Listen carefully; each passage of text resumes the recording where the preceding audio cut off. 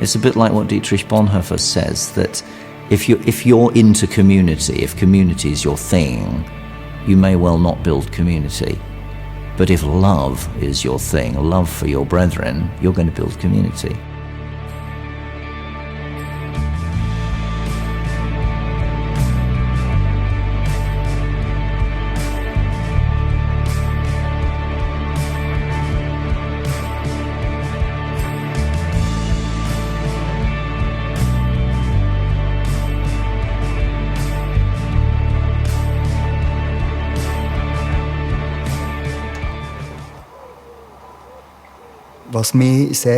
In the past, I was stirred by Jesus' word that we will be known as his disciples by our love for one another. John 13:35. Wir an der Liebe untereinander als die Jünger von Jesus erkannt werden. Und aus meiner Sicht kann das... As I see it, this can't just happen on Sundays when you meet in the venue, face the front and listen to the same person. It has to become visible somewhere every day. Irgendwo im Alltag sichtbar werden.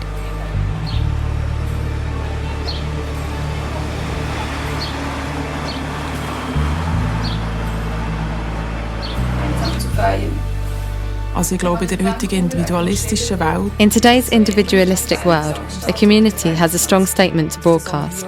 That's what we are experiencing here. We don't have to say very much. People see how we are with each other, how we live together and serve each other. It's the big picture and it displays inwards and outward. Nicht nur gegen innen eben wirkt, sondern auch gegen außen.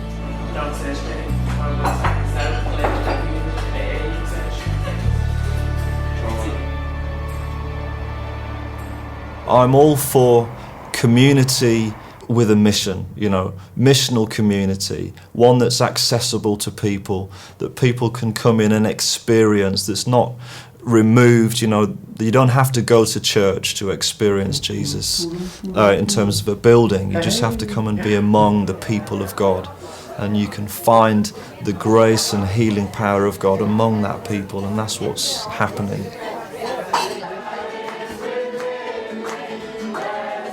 One person can campaign for justice or for equality or for righteousness, but a community embodies it and expresses it. And if there were a group of us, that picture of all of us coming together, we could really reflect maybe something of what church was like, what Jesus really was like. Gemeinschaft hält lebendig. Community keeps me on my toes. It challenges me to change, to engage with other things. You can't set yourself up as the ultimate standard because life is seriously impoverished when you only get on well with yourself.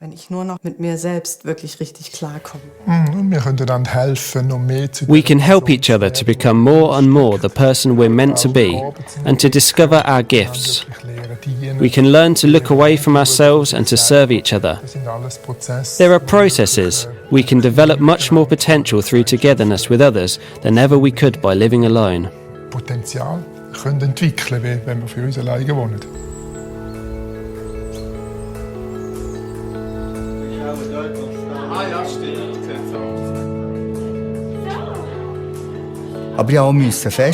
I've concluded, however, that living together under one roof is no guarantee of community.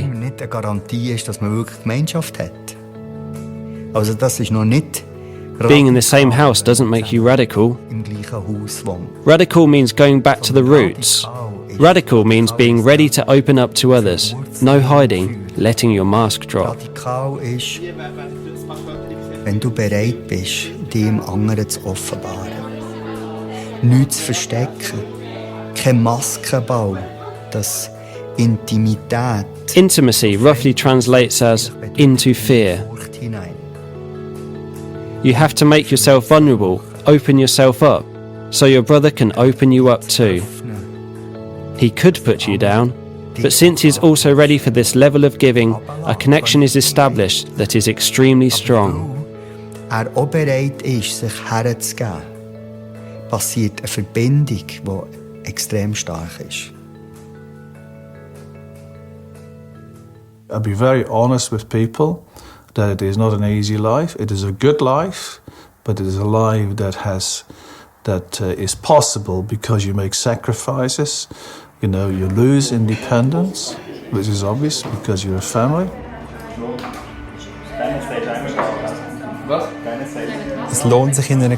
It's good living in community because society generally is so individualistic.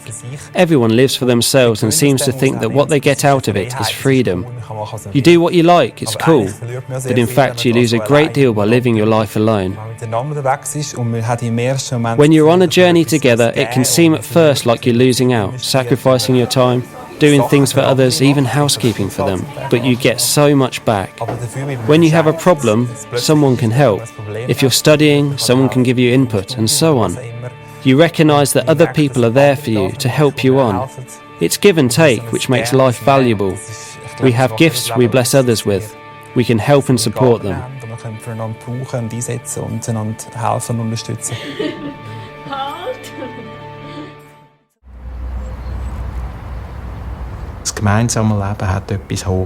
There is something fragile about living in community. It stands or falls with the people you've got, and it only works if you maintain your relationship with God and with other members.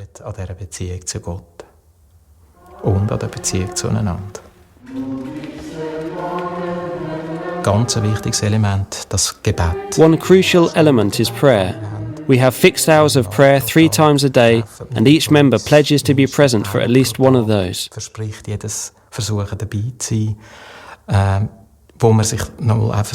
That's where we seek to align ourselves with Christ in daily life. And it's this, I believe, that has carried our community through the decades and given it a firm foundation. I find the life of the first Christians, as we read it in the book of Acts, really gripping. It inspires me. It's not a question of whether we copy all they did, but rather that we let ourselves be inspired. In Psalm 133 we read, "Behold how good and pleasant it is when brothers dwell in unity."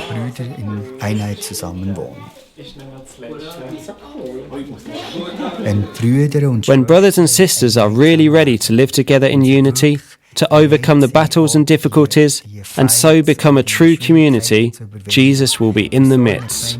That is what He's like. Und das ist genau sein Wesen. Jesus sagt, ihr seid meine Freunde. He says, "You are my friends, and I lay down my life for you." That's what we find when there are friends who lay down their lives, or you could say their privileges for one another, who let their selfishness go, who say to their brother, "My house is your house, my car is your car. I want to share who I am with you. I'll be there when you're in a mess. I want to help." Ich will helfen. Und dann eben die Stelle. In John 13:35 we read, "By this all people will know that you are my disciples, if you have love for one another."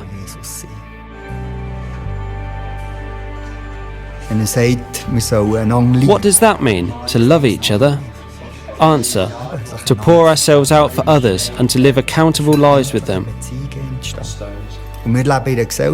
We live in a society where relationships are often based only on feelings. I am convinced that love and friendship have more to do with decisions than with similar interests. I think then from that place of knowing God and knowing God's love for ourselves, then we just share. We share and share and share, and it would just be just a natural reaction to do that.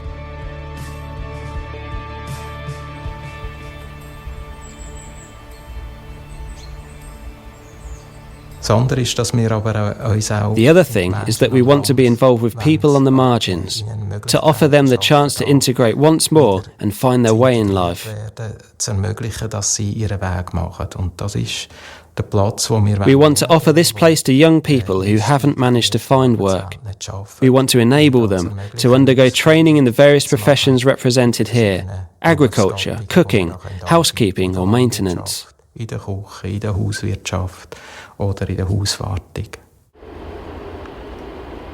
We're here as an expression of the love of God, meeting every kind of need.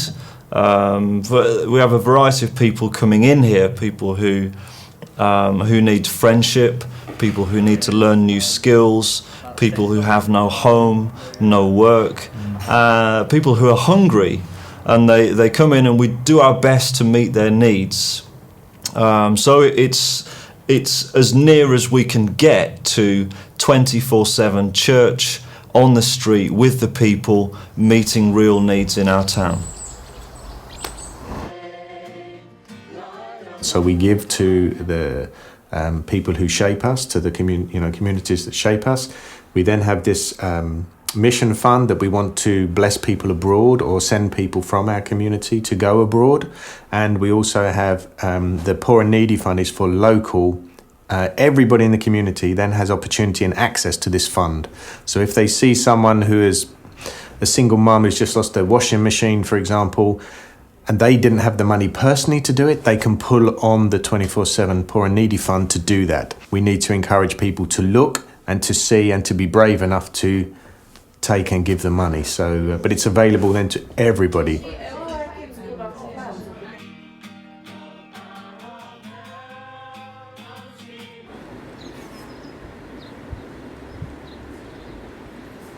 We live in community not for its own sake, but simply because we want to reach the city. Our neighbours matter to us, especially right now the heroin dispensary, because we have a lot of contact on the streets with addicts who go there to collect their heroin substitute or methadone. It's important to us that we open our doors once a month for them to have brunch with us, so we can deepen our friendship with them and give them some sense of worth, that they are not the scum of the earth, but that God really values them. These are practical results and we want more of them, not just the nice parts. We want to see lasting change in their lives. We have made concrete relationships that are time-consuming, but which are real fruits of our outreach. Aber wo die Früchte daraus sind aus dem Outreach, den wir machen.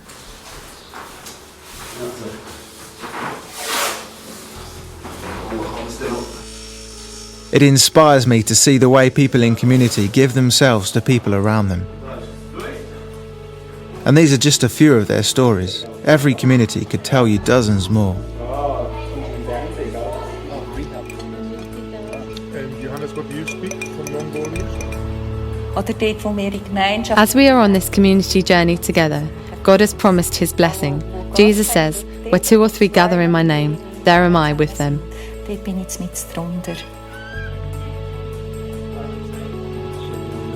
And then as you come together, hopefully people in our town, even when we're on our own, will say, no, that's the picture of Jesus that I didn't ever see before. So my journey ends here, with many impressions, inspirations, with a real awareness of how much you gain from living in community. God's love becomes practical and visible when people join their lives together.